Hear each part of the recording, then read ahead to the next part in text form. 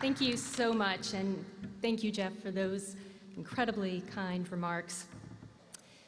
When I first started teaching, friends advised me to think back to classes that I had loved and just copy what those teachers did, by which I think they meant use the same textbook or lecture format or method of calling on students. But to be honest, I don't really remember any of those things about my favorite classes. What I remember is how I felt sitting in those classrooms as a confident fifth grader, a curious college freshman, a terrified first-year law student. I felt like I was part of a community. I remember the professor who set aside his lesson plan for the day so that we could talk about a campus event that had upset many of us. I remember the professor who made really getting something for the first time a revelation rather than a cause of self-doubt. I remember the elementary school teacher who made each day so enjoyable that we didn't even realize we were learning. And I also remember when those teachers let us know that we were engaged in the process of learning together.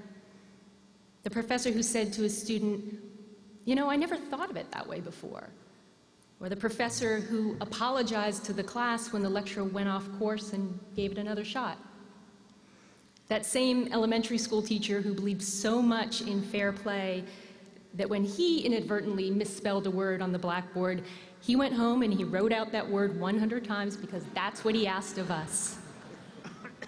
In each of those classrooms, we were willing to go along for the ride because we knew that we were traveling together toward a destination that we believed would be worth it.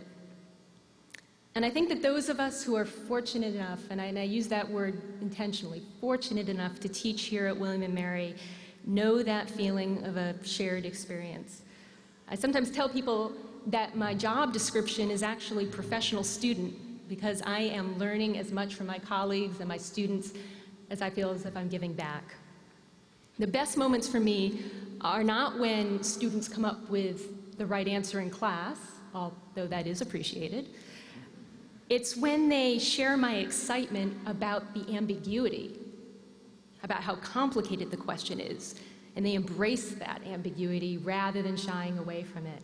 That's when our conversation really begins. We work together to figure out the possibilities, and we try to remember that sometimes knowing what the questions are is just as important as knowing the answers. Now, that's not to say that being part of a community means that we share everything in common. That Madonna comment took a few days to get over.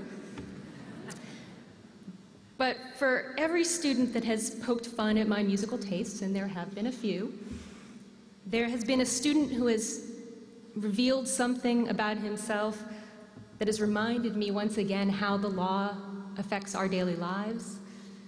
There's been a colleague who has helped me see something that I've read a dozen times in a completely new light. And there's been an alum who has reaffirmed why it is we do what we do. I am grateful to have had supportive deans, administrators, colleagues, friends, and loved ones who have constantly provided advice, support, most of all reassurance that the mistakes weren't all that bad.